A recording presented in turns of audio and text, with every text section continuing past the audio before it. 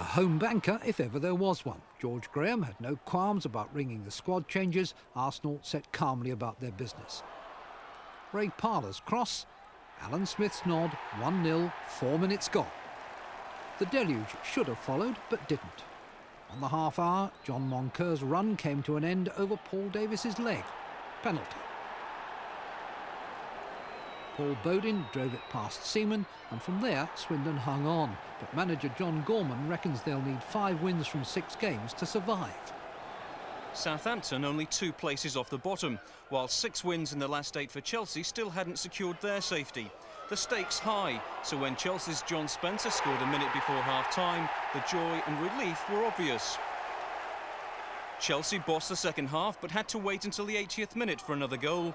Erland Johnsen, the unlikely source, his first in 4 years at the club. Southampton now 6 games without a win. Sheffield United's last away win was on Merseyside against Everton at the end of last season. Anfield wasn't looking as generous as Goodison Park when Ian Rush put Liverpool ahead after only 3 minutes. In the second half, Dane Whitehouse's pass sparked a purposeful run by Adrian Littlejohn. When he was checked, Jostein Flue reaped the reward. 18 minutes from time, United pressed down the left flank again. Franz Carr has been looking much more his old self lately, and it was his juggle and then a good cross that gave Flue his second goal, gave Sheffield United 3 points, and manager Dave Bassett justification for Saturday night optimism. 3 precious points with 3 desperately needed goals for Manchester City. Peter Beagrie hit his first for the club via a Kevin Richardson deflection 6 minutes before half-time. And seconds before the break, Ian Brightwell's cross found the lonely figure of Paul Walsh, who scored his second goal since arriving from Portsmouth. Villa's defence, so immaculate at Wembley last Sunday, were on short time today. City's third new boy, Uwe Rosler, rose above them to secure his side's first win in 6 matches. I thought we had a bit of fortune. I mean, Big Ron said to me coming down at half-time, if you've had no luck all season, you're having a little bit now. A couple of things went for us, but you need that sometimes, don't you? We haven't always had our share. At the end of the day, we've won 3-0. At long last, Tottenham had Teddy Sheringham back in the squad. In the second half, they released him from the bench, and within 5 minutes, 5 months' frustration was forgotten. What he'd been missing was what Spurs had been missing. Now there's a penalty coming here. Kevin Scott, the offender. The referee's gesture suggests a push was the cause. Chris Sutton took the kick. Ian Walker saved it. Norwich were welcoming back Mark Robins, like Sheringham, a long-term knee injury victim. It was Robins' clever layoff that gave Sutton the chance to show how precise he can be. That was his 26th goal of the season. But after 2 excellent examples of the striker's art, the decider was an anticlimax. Darren Anderton's sweeping crossfield ball, David Kerslake's header, deflected by Colin Woodthorpe. It was Norwich's 5th defeat in 6 games, and even for the winners, there was underlying concern.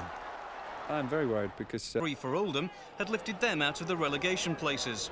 But QPR's Les Ferdinand dealt them a punishing blow with a venomous free kick after 35 minutes. However, the never-say-die approach that kept Oldham up last season is flowing through the team. Richard Jobson, the epitome of it, with the equaliser.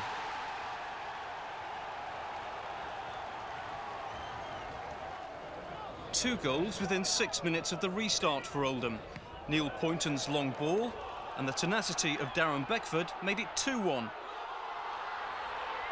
That was his 9th of the season. Beckford involved in the third as well. Rick Holden's trickery and cross. Beckford's header hit the post. Sean McCarthy followed up to score.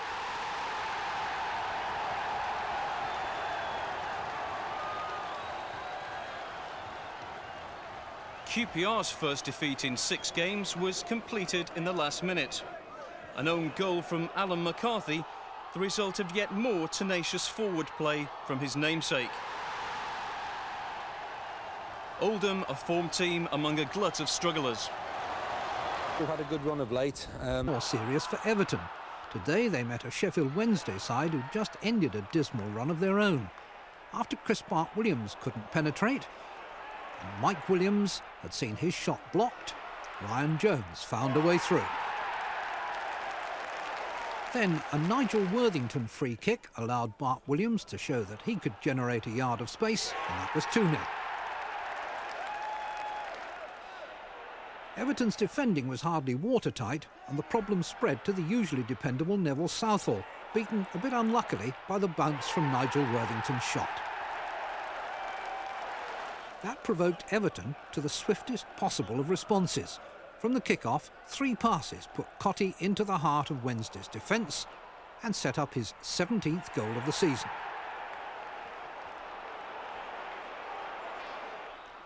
But in the last 10 minutes, Everton caved in again. Mark Bright took his season's total to 19. And soon afterwards, courtesy of another demonstration of Bart-Williams' confident skill and some more negligent marking, to 20.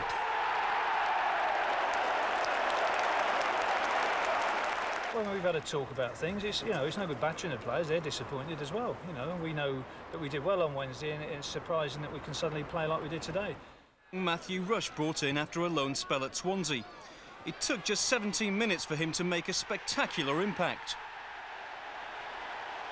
He went off injured before the half was over, but he'd given West Ham the momentum. Trevor Morley's header sealed the victory.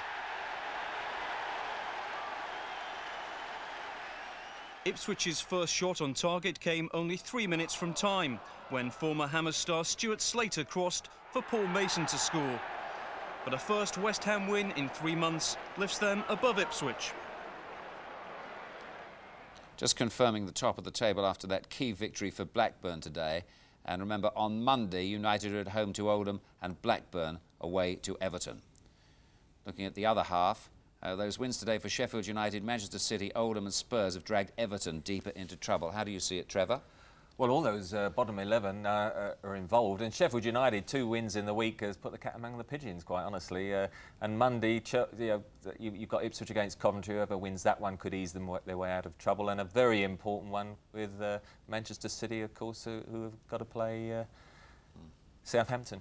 And Southampton are having a particular